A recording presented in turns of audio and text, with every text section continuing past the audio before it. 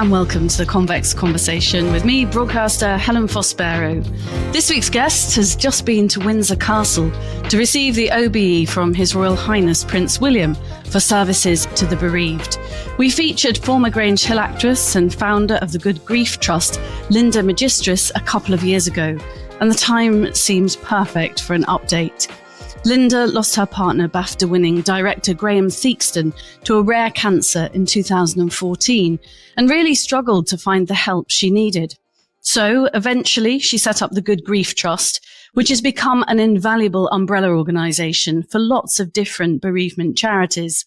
It's run for the bereaved, by the bereaved, and is supported by actors like Afterlife and Downton star Dame Penelope Wilton, Greg Wise and Todd Carty. The Trust is kicking off National Grief Awareness Week at the beginning of December with a new national campaign centred around growing with grief, and has just brought out a pocket-sized book which will be widely used across organisations like the NHS to help people cope with loss. Linda, a huge congratulations on your OBE. How do you feel about being honoured? Thank you, Helen. Overwhelmed, I think, is probably how I feel. It was just such a huge surprise before the birthday honours were announced. And I just got this email and they've been actually trying to chase me down. The letter had gone to a previous address. And it was just incredible to speak to the team and to hear those words. Congratulations, you're being awarded an OBE for services to the bereaved. And makes me very emotional even just saying it now. Gosh. So yes, Graham died 11 years ago. I've been running the charity for 9 years. And it's just wonderful to have our work acknowledged by His Royal Highness, the Prince of Wales, and to be able to meet him. And I even had time to talk to him about the charity, which was just incredible and such a huge honour to be able to explain why I started the charity and our vision really going forward. It was such a memorable day. It was incredible. What sort of things did you have a chance to tell him, Linda? He was very interested in our little badge, our little orange badge, which I wear everywhere, of course. And I had a pop of orange with my hat. So, yes, he wanted to know how we brought all the charities together, how we decided where all those charities and support services and helplines were to go under our database. And he was very interested in our little cards, our Good Grief cards, which are these. So these are the tool that most bereavement teams now use across the UK. It's a combined condolence and signposting tool. So he was very interested in the resources that we have available for the NHS and many people who are supporting the bereaved. And of course, he's had such an impact with losing his mother as well. So I think for him, I hope, it was an interesting charity to talk to me about and our vision going forward, really, to keep making sure that those people who are bereaved up and down the country under any circumstance know that what we call help and hope is available from day one. It was just incredible to be able to explain my vision because I've been very passionate from day one to try and help improve services across the UK, and to have it recognised on a national level is just overwhelming. Yeah. What was the actual experience like of going to Windsor Castle? And also, presumably, one of the toughest parts is choosing the outfit. I mean, you looked absolutely stunning, but having been to a ceremony myself, not for me receiving an OBE, but guiding a blind friend to receive his OBE, I know that the outfit's a major issue. It really was. And it was very stressful, I have to say.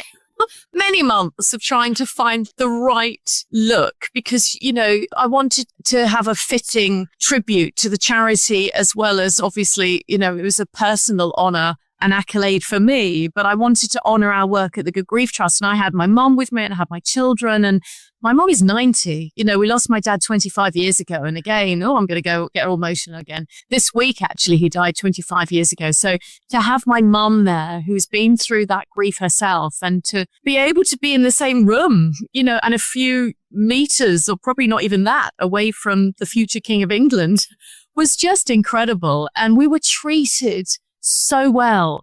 And my mum sort of went up the long walk in a golf buggy and we waved her off and we walked up and we were just looked after every turn that you went through the castle on the way to the Garter throne room, because I think those who receive the knighthood and the OBE are taken to the most special room, which was just absolutely incredible. And we had wonderful people who took their time to explain what each room was about and the honor, and just kept saying congratulations, which was just so wonderful. It really was. And then to have that moment when you're in the room with other people as well. Obviously, there are people in front of you and people behind in the queue, and you get to chat to them and learn what they've been honored for as well, which was just wonderful and a real eye-opener, actually, to the work that's being done across the UK, which was just wonderful to be involved and be in that community and have that excitement. In the gift shop afterwards, everyone was chatting and congratulating each other and buying little gifts and keepsakes. It was just such a memorable day. Yeah. I think it's really nice to hear that you actually had time to talk properly to Prince William. You may have seen recently him chatting to Rhiannon Mannings, the lady who lost her 1-year-old baby, and 5 days later, sadly, her husband committed suicide, and Prince William interviewed her round her kitchen table and got very choked up himself. We're actually featuring Rhiannon in the next couple of weeks on the podcast, but I think he's quite an incredible person. It's not a surprise to hear that he gave you that time and was very interested in what you've managed to achieve so far and what your hopes are for the charity moving forward. He was incredibly interested and attentive. We know Rhiannon very well. She's a very good friend of mine. And it was through Rhiannon's story, actually, many years ago, watching Prince William and Princess Catherine and Prince Harry, actually, in their Mind Over Marathon, BBC documentary featuring Rhiannon. And I watched it on the television, and I was very early on with creating the charity, and it incensed me. It was absolutely something that drove me forward to realize I was doing the right thing, because when Rhiannon lost her little boy, George, and then 5 days later, Paul took his own life, it was because they were not supported. And it was because she only went home with a leaflet and nobody telephoned her and nobody checked from day one. So she puts down this incredible charity that she's created to Wish, which is under our umbrella, to the fact that nobody really reached out to them. And that, again, really solidified my vision for the charity and for the UK to make sure that anyone grieving under any circumstance from day one receives the help. We can't wait. As was completely evident with Paul taking his own life, you cannot wait. You have to supply and provide that support and awareness very early on. So it was very poignant for me to watch that interview with Prince William and Rhiannon at the table, because he's obviously incredibly touched by her story. And I know they've kept in touch over the years since that first documentary. So yeah, it's so important that these people, who are so incredibly influential and can help us maybe in the future.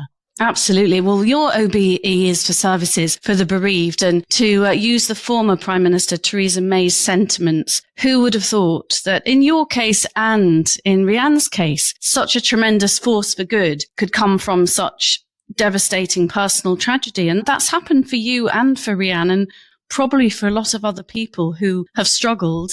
And I would imagine, particularly with bereavement, perhaps a lot of bereavement charities have been born out of a frustration of not having the support. They really have. We have over 1,000 charities, support services, helplines under our umbrella, tailored services, because we know that grief is completely unique and it depends on who we've lost, the relationship that we've had with them as to the support that we need. And it's really important that we signpost to those tailored specialist services. And many of them, as you say, have been created from the passion and sadly the really devastating experience of losing somebody special to you. But it has driven so many people to create support services which are absolutely outstanding. And it's wonderful to see them thrive. And that's what we want to do at the Good Grief Trust, is give these small charities and the larger charities, whoever they are across the UK, a platform to raise their profile, because the job that they're doing is so valuable and it needs to get to the people who need it. So, for example, as somebody who's lost a baby, there are incredible women and families who have created charities to help people and families, bereaved parents, for child loss.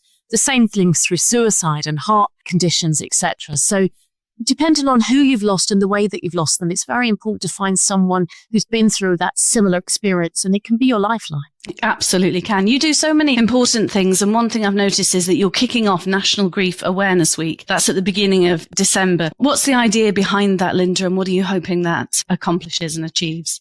So yes, we created this campaign back in 2019. So we're now in our 7th year, and it runs between the 2nd and the 8th of December every year. A difficult time of year for so many people who are grieving, not only for Christmas, but those really dark, lonely months. So yes, this year is a different theme. Every year we have a new campaign theme.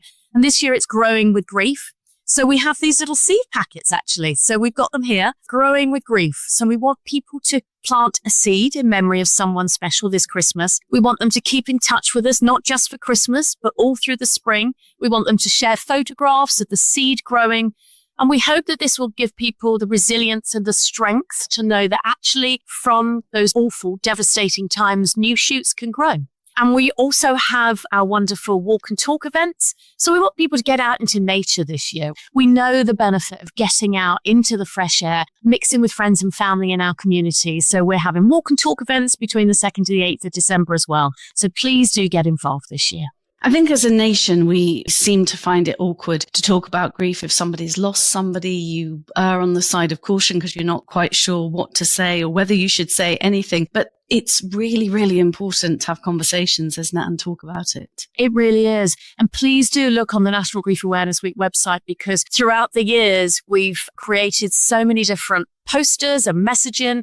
So all that is completely relevant. Yes, it's all about trying to open up conversations and bust that taboo around Christmas, particularly because so many people are obviously having a wonderful time with friends and family, but there are hundreds of thousands of people up and down the UK who will be having an incredibly difficult time. So it's trying to reach out to them and explain, maybe to invite them to some of your parties and festivities, but maybe not get sort of angry if they say no, because actually grief changes. So please do just keep inviting them. So one day they'll say yes and one day they'll say no. But it's a very, very difficult time for us to get together as a community and to support each other. You've also brought out a very cute looking pocket-sized book. Tell us about Help and Hope. Yes. Well, this is a collaboration with Grief Kid, actually, which is a wonderful author. She has an Instagram account, and we saw this a couple of years ago, actually. She sadly lost her mum and her brother, but she's created Grief Kid, which is this wonderful little stick character that is very honest and explains really in very simple terms how to normalize all those really complicated grief feelings. So it's a little pocket-sized book. We'd love everyone to grab one from our shop and to feel as though that the feelings that you have are normalized, that you're not going crazy.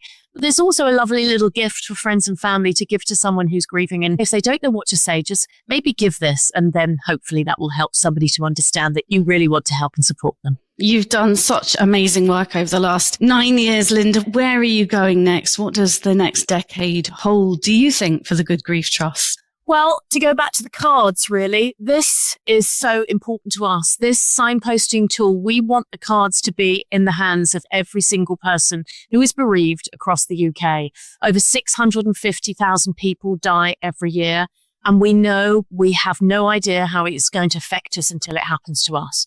So to have a tangible resource that offers help and hope, immediate signposted, access to tailored support services from day one is absolutely vital. So we're working with the government. We want to get this funded to make sure that every NHS trust has these.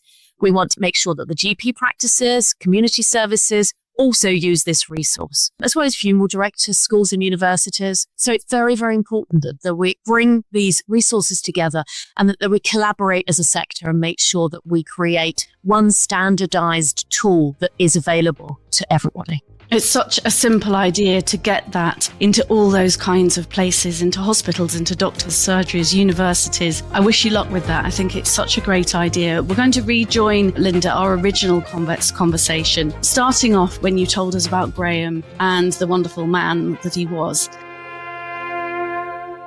After I'd lost my partner, Graham, back in 2014, 2 years before I started the charity, that really kicked this off for me, really, and drove me to start something that would help people find what we call help and hope in one place. And is that what we mean by good grief as well? Because obviously grief is often a very sad and sometimes a lonely time. But when you feel supported, is that what you mean by good grief? Yes, obviously losing somebody that you love or someone you had a really strong connection with, it can be absolutely catastrophic to your life. So what we want to try and do is find the best way forward, really. It's never going to be good losing somebody that you love, obviously, but we want to be able to find a positive way to live your life after a bereavement that can shatter every element of your whole life. And I also called it good grief because my partner was called Graham Theakston. So I wanted to get GT because he used to be known as GT. So that's why we got the Good Grief Trust. So yeah, we wanted a positive way of trying to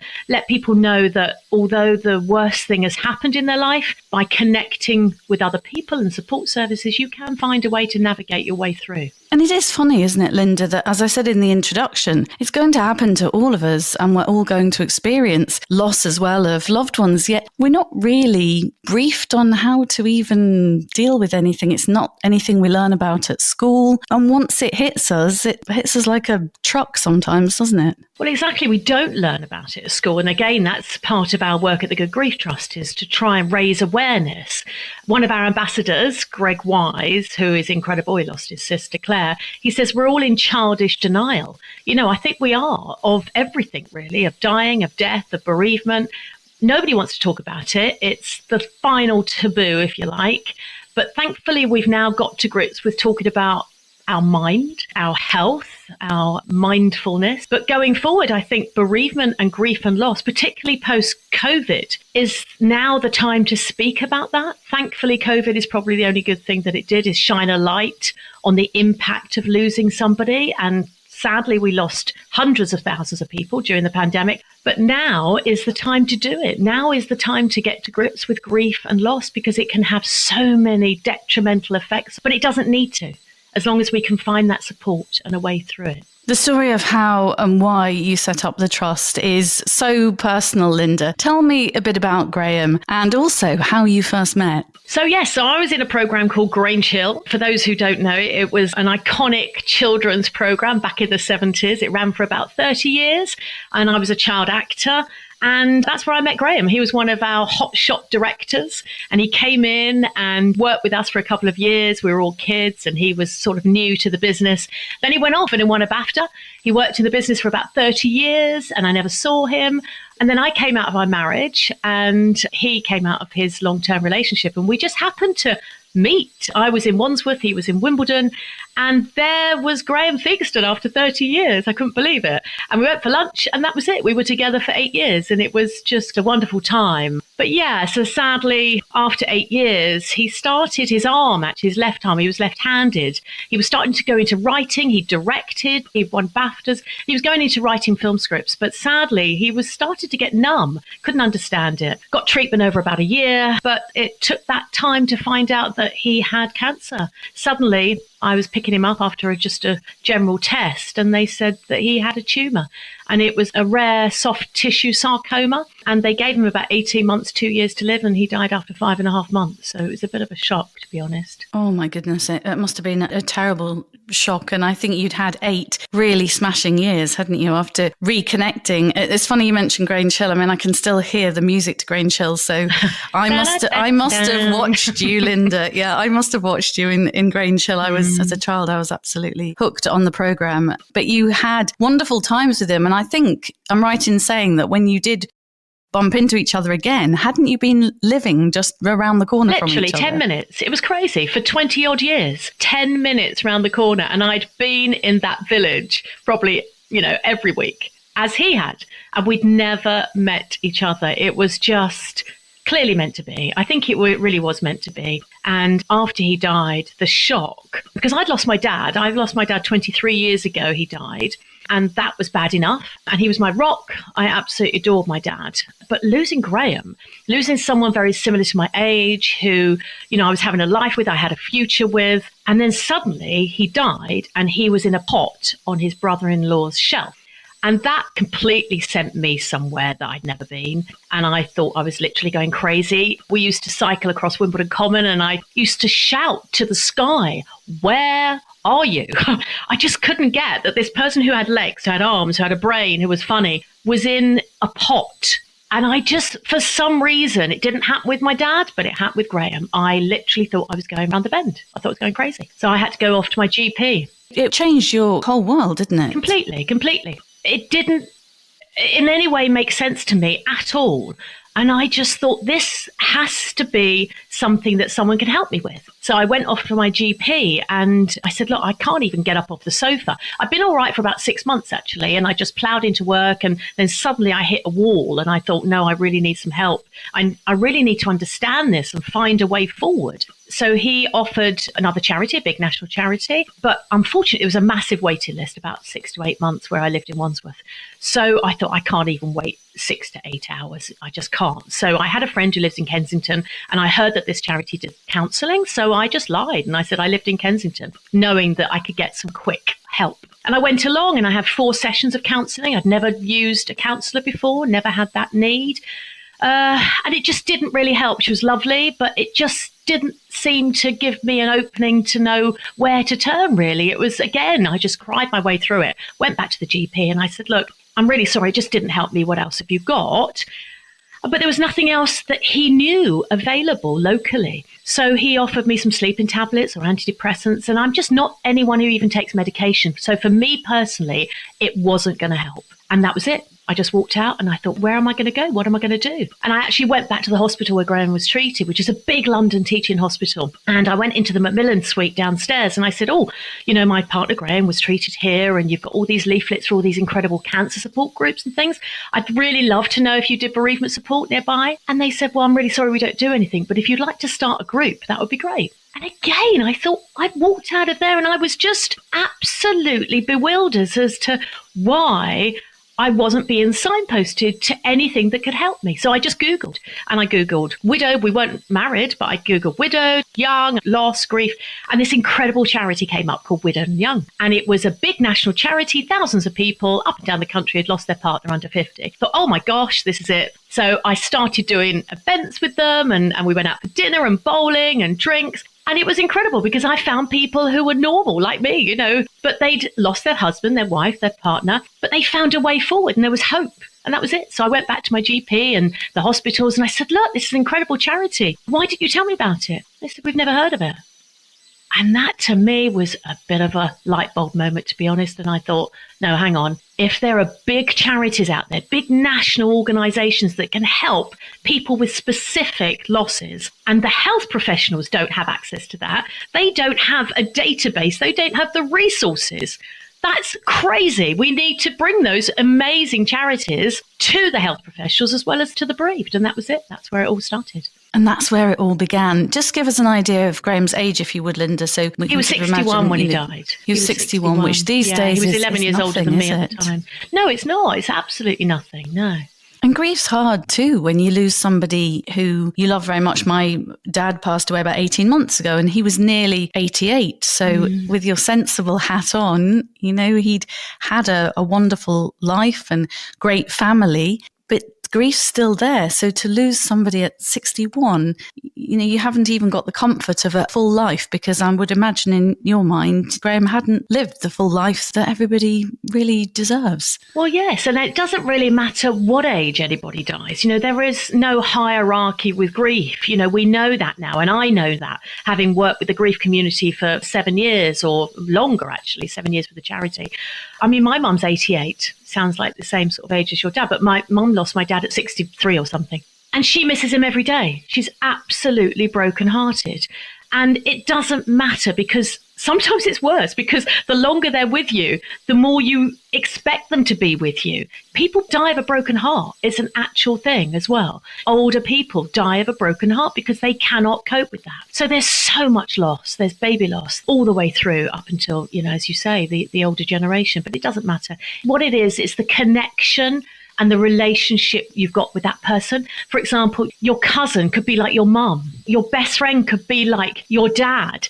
whatever it is, it doesn't matter whether it's a spouse, a husband, a wife, or a child. It depends on the relationship that you've got with that person as to the impact when they die. Every journey is unique because everybody grieves differently and everybody's situation is different. My grandfather died at 100 and my nana was 14 years younger than him, but they'd not spent a day apart in their 68 years of marriage. And 21 days later, she died of a broken heart. There you go. So yeah. I've seen that happen. And I know that when you grieve somebody, Grandad was my hero in life. And again, with that sensible hat on, it's like, well, 100, you don't get much better than that. But gosh, do I still miss him. And he died about 20 odd years ago. He was a wonderful character. But what I've noticed with your charity, Linda, is you cater for everybody's different loss. I suppose grief can be very different, whether it's a child or a friend or a parent or an elderly relative. And you have people on side, don't you, who've gone through these kind of losses themselves to help in every eventuality, if you like. Yes. So we have a very clear, very easy to navigate website. And it actually translates as well into every language. So as soon as you land on the website, you can choose what language you want to read those pages in, which is incredibly helpful. But then you choose you've lost a child, a sibling, a friend, a parent, a partner, and then you go to that dedicated page and it has helpline specific, it has videos, it has stories and articles and books relating to that particular loss that we know is incredibly important. Because if you can find other people, we know that peer support is absolutely key. So if you can find other people who have been through a similar loss, or you listen to their story, as we say, listening to somebody else's story can be your hope. We know that there could be hope going forward. It's incredibly vital that we signpost those people very early on to specific types of loss. So that could be baby loss, suicide, cancer, road traffic accident, trauma, whatever it is, we can signpost people to those types of organisations. Those stories, I think, must be very, very helpful and a very good, quick starting point. You mentioned when you went to try and get some help, there was a waiting list 6 to 8 months, and you said you could barely wait 6 to 8 hours. What's great about having these film clips on the website is they're there immediately, and immediately you can feel not alone and that somebody else is sharing their story with you. I've picked out a few excerpts from your website because I really was deeply moved by them and just so impressed, Linda, by what you've got on that site, how you've brought it to life. Here's an excerpt from Carolyn Harris, MP for Swansea East, talking about the loss of her 8-year-old son, Martin. And on the 9th, we took Martin's body into church, into my church, and we had a small service. And the following morning, which was a Saturday, we had the funeral. All I can remember about that was kids' voices singing. I can remember a poem read by one of the kids, which was Footsteps in the Sand. And I can remember having Martin's photograph in my hands, and I don't remember anything else. But I mean, since then I've heard that the church was absolutely crammed full, outside was crammed full, the cemetery where Martin was buried was full. I never went to the cemetery, and I've never been able to go to a burial since. It must be so difficult to lose a child, Linda, and I'm guessing you've helped support a lot of people who have been in that boat. Yes, sadly, so many people lose a child. That could be through miscarriage all the way up to adult children as well. Well, obviously everything in between as well. But when those people who are bereaved come to us, they want to talk to other parents, other mums, other dads who have been through it. And that's where we signpost them to those specific helplines, to those charities. And often those charities and organisations are run by parents themselves who have experienced that loss. And their passion and their drive is to help other parents not go through the pain, or at least try and make it more bearable, that pain, really. So yes, there are many wonderful organisations on the Good Grief Trust website that we can signpost people to, whether you've experienced the tragic loss of a baby through miscarriage, stillbirth, as a toddler, all the way up to adult childhood. If you've lost a child in adulthood, people feel as though they're not worthy of seeking support, really, because they think, oh, well, people, we've only got support for children or babies, but that's absolutely not, as I'm sure you appreciate, Helen, your child is always your baby, no matter how old. I'm 60 and my mother's 88 and I'm her baby. It's always going to be that way. So we have to help those people find that right type of support for them, and listening to those stories like Caroline Harris. It's so important to know other people have been through it. You mentioned the actor Greg Wise, who's married to Emma Thompson. And just to divert slightly, when I specialised in entertainment for a while and interviewed all the Hollywood superstars you could imagine, the only time I was stuck for words was actually meeting Emma Thompson at a premiere. I was so in awe of her. I think she was in, it was years ago. It was probably with Greg Wise in Sense and Sensibility or something like that. And she came in and I just forgot my words. And I told her I forgot my questions. And she said, oh, don't worry about that. You were probably going to ask me this. I was like, yes, actually I was. I always feel very fondly about Emma Thompson. But Greg Wise, I've noticed, is a massive supporter of yours. In fact, today I was on Instagram and he was doing a little clip on your socials. But he cared, didn't he, for his terminally ill sister Claire, and has been willing to share that story, certainly with your charity. Absolutely. And we're so grateful for our ambassadors like Greg Wise and Dame Penelope Wilton, who's our patron. You know, these people have been through the pain of loss themselves. So Greg looked after his sister Claire. He was her sole carer. She was writing a blog at the time while she was dying and died sadly before she finished it. So he picked that up and he wrote a book, and it's called Not That Kind of Love. And he's got a fantastic photo of himself and Claire on the outside. And he talks about the pain of being a carer, really, which is something, again, that maybe is not acknowledged widely. The trauma, the exhaustion, the emotional and the physical trauma and pain of looking after somebody that you love so much and watching them die. But as he said, it's the most incredible privilege as well to do that and to know that you've given them the best ending you possibly can, that you've looked after them right to the end, and that Claire had a coffin that was like a disco glitter ball, which is why he went on to Strictly, because she loved dancing. So, you know, it's fulfilling everyone's wishes, which is such a wonderful thing to be able to do. So yes, he's a huge supporter of ours, talking about end of life, talking about the reality of death and dying and how we need to support those people who are bereaved, but in a very natural way. He talks a lot, which we do as well, about we put so much emphasis on the beginning of love. We could talk about it. So you have a baby, you get a pack, you get vouchers, the doctor phones up, you know, the district nurse visits, everyone's checking on you. It's all lovely, all very positive, and you've got so much support. At the end of love, at the end of life, often you can leave a hospital, you can leave a hospice, the police can knock on your door with a sudden death, and they walk out, and that's it.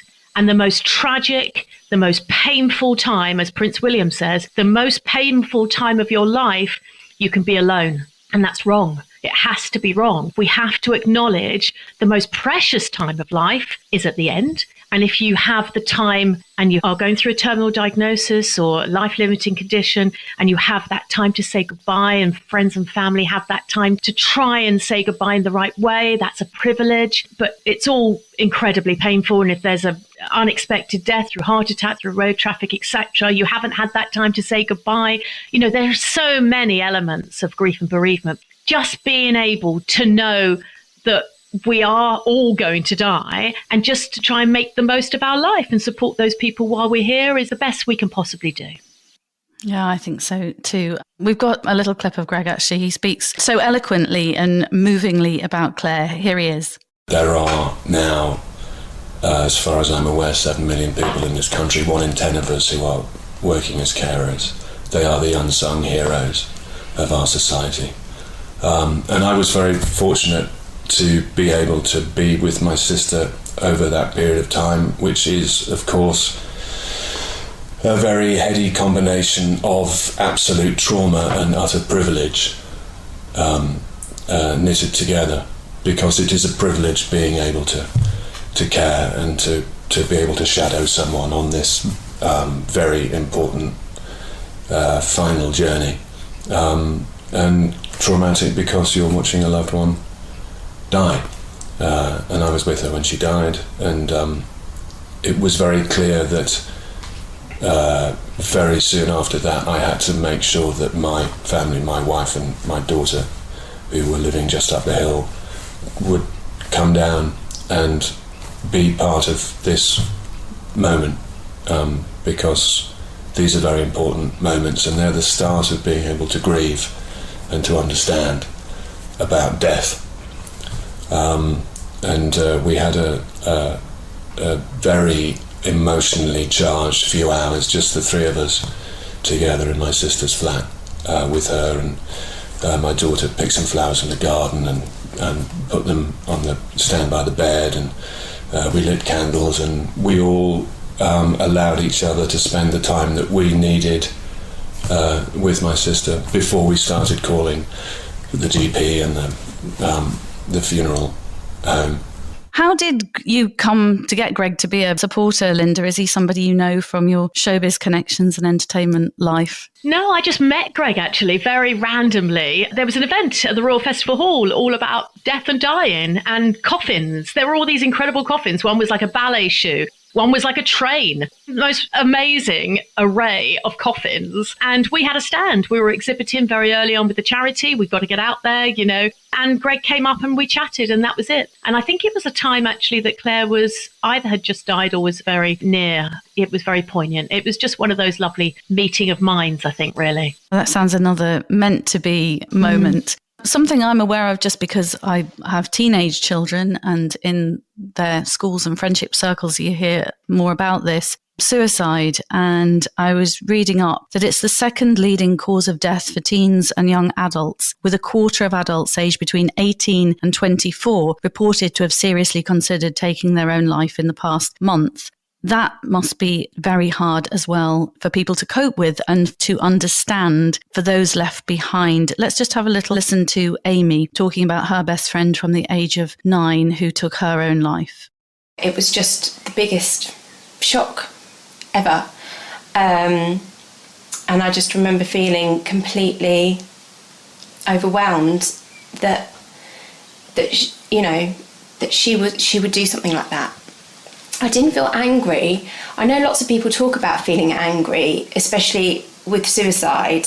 They have a time where they feel angry with the person for doing that. But I didn't ever feel angry with her. I felt just very sad and I just wanted to make sense of it. And I suppose the only person that can help you make sense of it is the person that's not there. So you kind of are left trying to make sense of something that, in your mind, you could never do. That's just perhaps a different kind of grief, isn't it? And a different kind of spin that you go into when somebody's felt desperate enough and in enough pain to take their own life.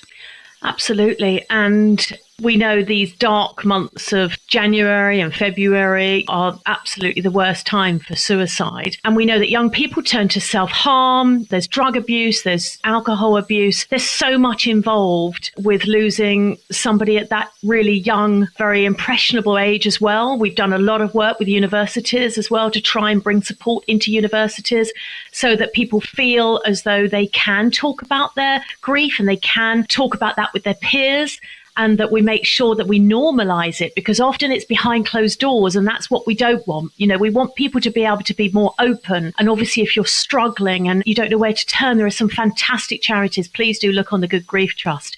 There are some wonderful organizations who will pick up the phone in the middle of the night, early in the morning when somebody's struggling and really talk through their feelings. Because we know by talking, it really can normalize those incredibly mixed emotions that we can feel, particularly at that really impressionable age. Yeah. So as well as linking up people to other national bereavement organisations and charities under your Good Grief umbrella, presumably you're also linking up professionals so that professionals can signpost patients or people that go and see them and send them in the right direction too. It's absolutely vital. When I was doing all my research and I was running around the country after Graham died, talking to everybody, I spoke to 10 bereavement teams in trusts across the UK, and they all pretty much had the same thread.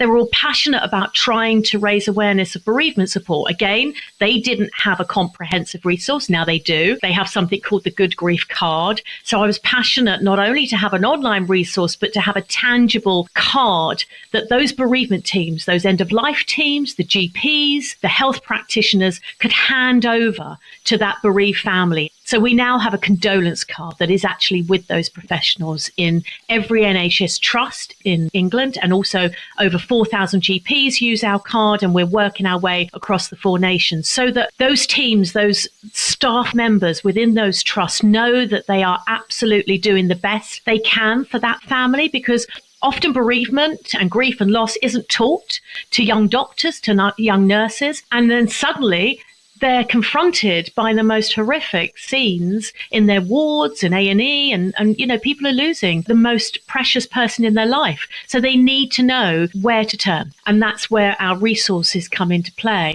But it's absolutely vital that we raise greater awareness of the impact of grief and loss with those professionals as well. I mean, we run virtual cafes. After COVID, we went online. We were running cafes out in the community. And we now even have GPs coming online who maybe have lost somebody and say, it's only since they've had their own personal experience that they understand the impact of grief. I had a couple of GPs, I remember, who'd lost their parents and came into our cafes for support because for years they'd been handing out information and saying, I'm so sorry, what can we do?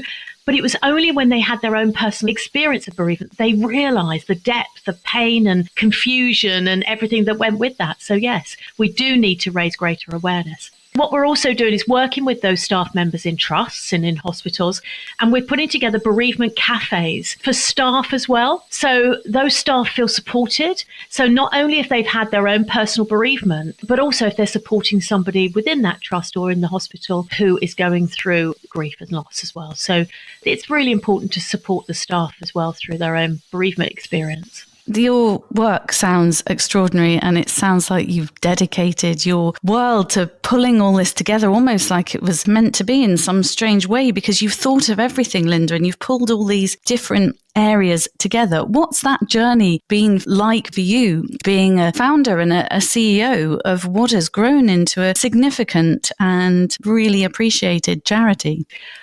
Well, it's exhausting, let's say that. And, it's a voluntary role for me. I'm just very passionate about getting this out. And I know the urgency because 650,000 people die a year. Every minute of every day, somebody will be bereaved. And we need to just make sure that that person from day one knows that they're not alone. I felt incredibly isolated. I felt incredibly alone. I didn't think that anybody really understood my grief. And I feel that with everybody who comes to us. Many of those who come to us don't feel as though they are supported, don't feel as though their grief is even acknowledged. And we know just to have your grief acknowledged can be your lifeline. And then after that, then you look for the support. But just to have that pain acknowledged in the right way can be really, really helpful. I'm driven, really. Obviously, I'm going to have to take a step back at some point.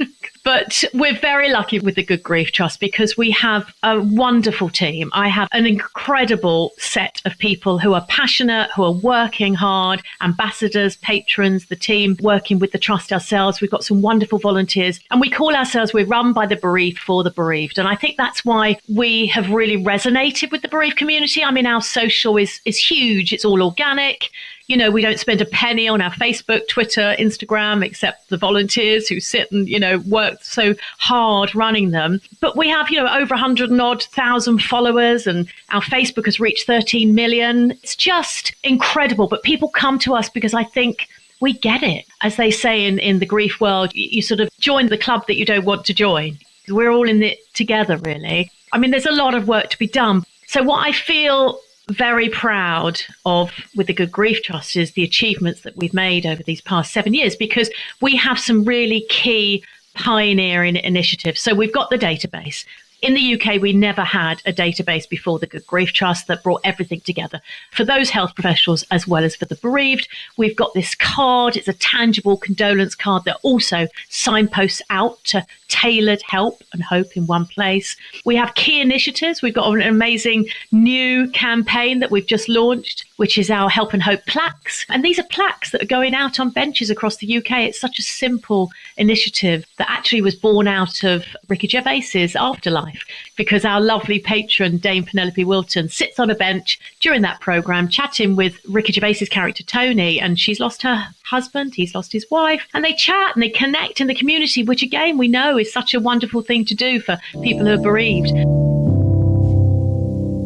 I want you to live, Tony. Not just not kill yourself or wait patiently for death, but live. Live your life as if there's no tomorrow. And then you wake up and there is a tomorrow and you do it again. You still talk to him? Every day. Not just here, everywhere. I don't get funny looks at home, though. So I thought, if you can have a bench and a plaque on it, that had a QR code that would signpost immediately and find where they need to go wherever they live.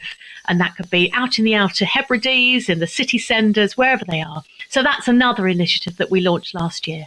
So yes, it's ongoing, and there's been a snowballing of awareness. And as I said, post-COVID, it's so important that we now talk about grief and loss and bereavement in a really natural way and try and normalise those feelings that so many of us do experience. Dame Penelope Wilton, I think one of my favourite actresses. I loved her in Downton Abbey, but I can't remember, a friend got me onto Afterlife with Ricky Gervais. I think we just binge watched it in our house. What a clever programme that is, because there are moments when you just want to weep and other moments where your ribs hurt because you laugh so much. Has Afterlife, in a way, helped people talk a little bit more about grief, do you think? Because it was such a massive, well-watched programme, wasn't it?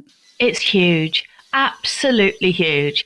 And we are so grateful to Ricky for writing such a wonderful piece that has resonated with the whole of the grief community globally as well. I think, if I'm not wrong, it's the biggest selling comedy on Netflix. I'm sure it is, because he keeps telling about it. But it's just incredible because it opens up that conversation. It allows people to laugh.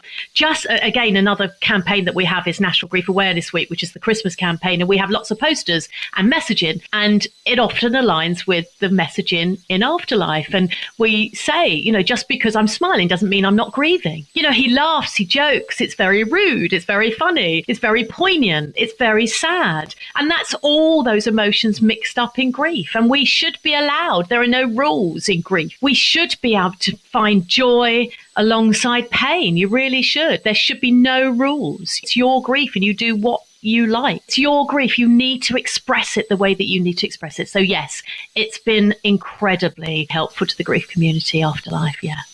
And how did Dame Penelope come to you and why? Oh, again, that was another strange thing, really. So 4 years ago, we launched Umbrella Day. So we're an umbrella organisation. So I'm always thinking. I thought, okay, National Umbrella Day happens on February the 10th. So about 4 years ago, we thought we'd launch Good Grief Umbrella Day.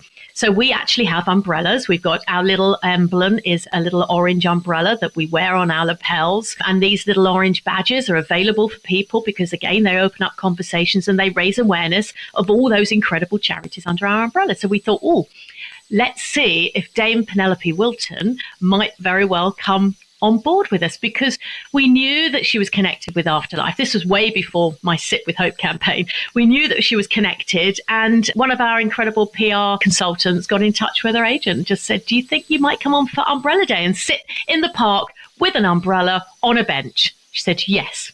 She didn't hesitate. She is just the most wonderfully giving, generous, kind, supportive woman. And she came along in a park and we did a photo shoot, and that was it. And she got interviewed and it's grown from there. So we have National Umbrella Day, happens on February the 10th every year. Because as Greg said once, when he came with Emma and we sat in St Paul's Cathedral for National Grief Awareness Week and we had this incredible service, grief is not just for Christmas.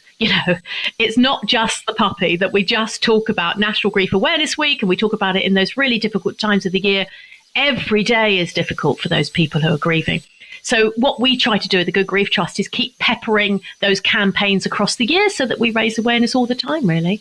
That's great. I love your little orange umbrella. You're wearing it now on your very beautiful bright blue jacket that you're wearing. I was going to ask about the umbrella, and in fact, we're just a few days away from the umbrella, your special day with National Umbrella Day, which is fantastic. You say people grieve in different ways and people do different things. I suppose I've been on my own little journey following my dad, and sometimes when I'm on the exercise bike at the gym and I'm doing my 30 minutes of cardio at the end, I can tell that people can hear what's on my headphones. And often it's Nimrod and all these beautiful hymns from his funeral. Oh, it felt like a coronation, really. We had wonderful music and people noticed that I've just got a big smile on my face. And I don't know why, because Dad wasn't particularly religious, but playing some of the music was so beautiful, just reminds me of him and just brings back nice memories. So you do things that you'd have no idea that you would do until you walk that path. Yeah, it's so important. smells, tastes, music, everything just opens up those different emotions that we remember, and the memories are so precious.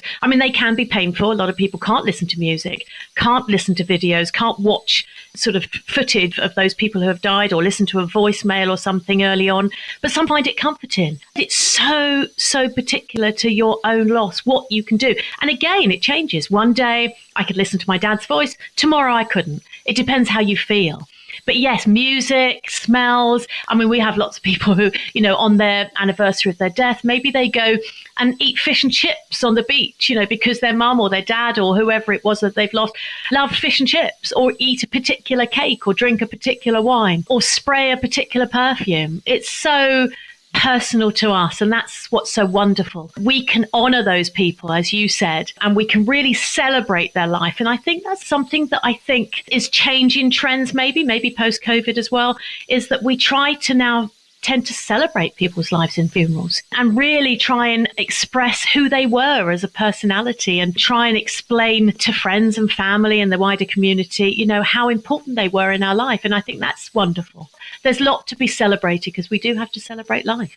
We do. And you are 10 years on now from losing Graham. How are you doing, Linda? How are you getting on? Well, thank you for asking. Yeah, I'm fine, actually. To be honest, the anniversaries or poignant moments when perhaps I go back to Wimbledon Village. Well, I'll never pass that cafe that we went and had coffee without thinking of Graham ever, you know, but there are so many memories that come back. And people think, again, there's a lot of assumption around grief that once you get to the first year anniversary, you're going to be fine. It's all going to go away. And people, friends and family sort of say, well, it's been a year. Time to move on. You know, these really awful things that some people say in the best possible method, but often for the bereaved, it's really painful to hear that, particularly from friends and family. But yeah, I mean, even 10 years down the line, it's really sad. It's just so sad that he had a grandchild he never met. And so there's so much life to have been lived. But what I take out of this is the positivity, if I can, and the legacy that he's left behind, really, that has made me start this charity and to bring this community together, you know, and let people know in their hundreds of thousands, really, that they're not alone and that they can find hope. And that's something that he's left behind, which really helps me, really. Oh, that is a wonderful legacy. And you have provided an awful amount of help, and it looks like there's much more help to come. Do you feel proud, Linda? I'm sure you don't really sit down and pat yourself on the back very often, if at all, but do you feel proud how the charity's grown and what you've managed to achieve from just a tiny sort of seed of, not a tiny seed, but of your feelings? You've grown this from your feelings of nowhere really to go and get help into something huge that's helped thousands. Well, you know, we're all very busy, so you don't often get the time to sit and think. But what really gets me is that when you get emails and comments on our social from people who you have no idea who they are, you'll never meet them, but they've been helped and supported by the Good Grief Trust, and the breadth of that and the years that we've been doing that. I mean, I get comments from people saying, I lost my mom, I lost my child 4 or 5 years ago, and you've still supported me now. And you think it is incredible.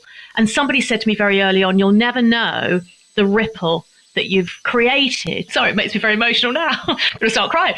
But it really does, because I don't think I'll ever know, and none of us will ever know in the team, and, you know, all the ambassadors and patrons and volunteers and everybody who've been involved, not only now, but in the past to help me set this up, you know, sit at home, phone those charities and support people, and, you know, everything that everyone's done over the years to create what I hope will be a really solid charity going forward, because it's so simple.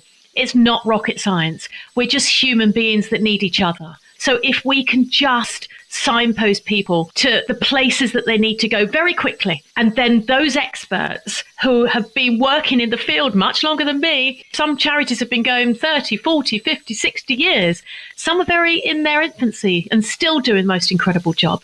But if we can just signpost people to those places that they really need very early on, I know categorically with the research that we've done and the feedback that we get, it can be someone's lifeline. The terrible story years ago, I saw this television programme that actually Prince William, Kate and Harry were involved in. It was a BBC programme called Mind Over Marathon. And they featured a woman who I now work with very closely, Rhiannon Mannings, who started a charity in Wales because what happened to her little boy, actually. It was years ago, and her little boy, George, started to convulse in the living room. And she had two other children and she didn't know what was happening. So she took him to A&E, but very, very tragically, he died. And nobody knew why. It was just one of those things, really sadly. And she came home with a leaflet that they gave her and she put it on her table and nobody called her. Nobody followed it up, but she got on with her life. And 5 days after her little boy died, her husband, Paul, said, I just need to go and get some fresh air. He drove to the motorway and he took his own life. He jumped off the bridge. Within 5 days, she lost her little boy, George, and her husband. And she put that down to the fact that nobody called, nobody really understood, and nobody offered her support. And that program, because what happened was they put 10 people through a marathon. And I watched that program, and Rhiannon got through it with knowing that now there are other people who could support her, and she drove through and got this charity sorted. And it just does incredible work in Wales, helping parents who have lost a child under 25. And that was really something that I knew I needed to stop. You know, that is just absolutely life-changing, something like that to happen, and it doesn't have to. So we know that if we offer that support very early on, that we hopefully can help those people who really, really feel at their lowest to know that there is somewhere for them to turn. So that's really, you know, something I feel so passionate about. And every day I'm just driven by the wonder and the kindness and the support that can be given to us all, really, if we need it and when we need it. And as well as recognition from the people that you've helped, it must have been lovely when Theresa May was Prime Minister to receive the Point of Light Award. Did you go to Downing Street and what was that all about? Oh, it was wonderful. I couldn't believe it. Again, I burst into tears. Actually, it was my dad who I wanted to tell, you know, because I knew that he'd be so proud of me. But yes, I got the Points of Light Award from the Prime Minister, Theresa May, at the time, for starting the charity and for bringing all this together.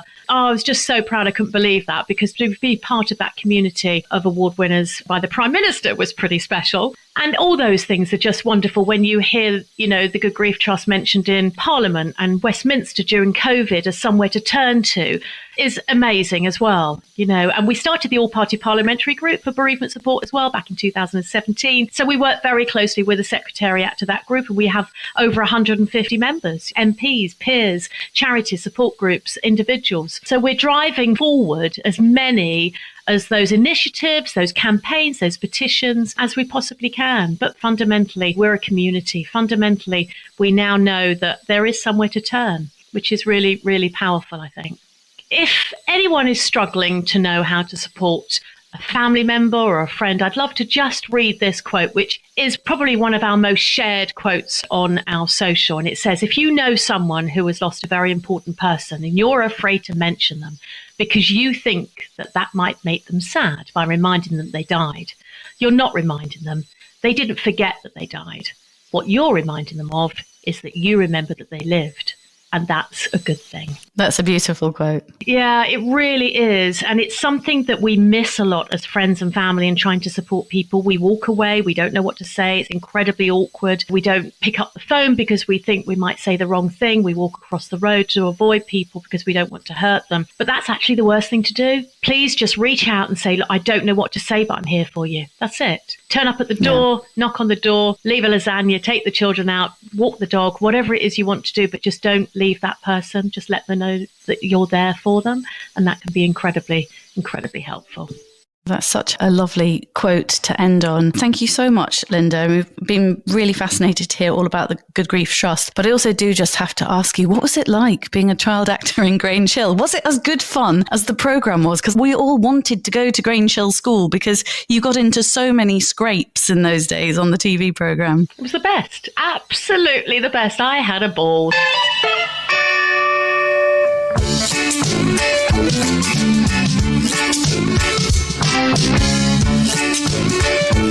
And many of those friends of mine who I spent those years with on set, year after year, mucking around, you know, Oh my goodness, are my best friends now. So Todd Carty, who played Tucker, he's our patron at the Good Grief Trust. You know, we're all very old now, but we were kids. We were 13, we were 14, we were going through all those amazing firsts. I mean, I took my bra off in Grange Hill for the first time. I was like horrified that my script said I had to go out, and we did this outdoor adventure weekend. And I thought, oh my goodness, it's bad enough. I left my parents, I had a chaperone, I'd never been away from home, all those firsts. And then I had to take my bra off in front of a whole film crew when I was about 13, behind the bushes or something, because that's what you do. And I was bullied. My character was bullied. And I was taught judo. You know, I was taught by the British champion, and I did judo in Grange Hill. I can still do it now. So watch out, anybody. You know, all those incredible memories. We had the best time ever. It was strict. It's a great learning curve. But oh my goodness, did we have fun. And we still have fun now. So we have lots of different sort of reunions, Grange Hill reunions. We had a big fundraiser actually for the Good Grief Trust on the 40th anniversary. Phil Redmond came and the whole crew came, the whole cast came. It was fantastic. And all those memories on the donut at BBC at White City, running around in those dressing rooms when we were kids. Oh my goodness. We were let loose. It was amazing. Yeah, the best. Oh, Linda, thank you so much. It's been great to chat to you today. Thank you for finding time, because I know how busy you are. And I hope the Umbrella Day, which is coming up very, very soon, in a few days' time, goes really well. Hopefully, we've done this virtually today, but I hope at some point I'll meet you in person. So do I. Thank you so much. It's been really, really brilliant. Thank you so much for opening conversations. It's really important. You've been listening to Linda Magistris OBE, founder of the Good Grief Trust, talking about sharing her vision with Prince William to ensure that anyone who's bereaved knows there's help and hope available and where to find it.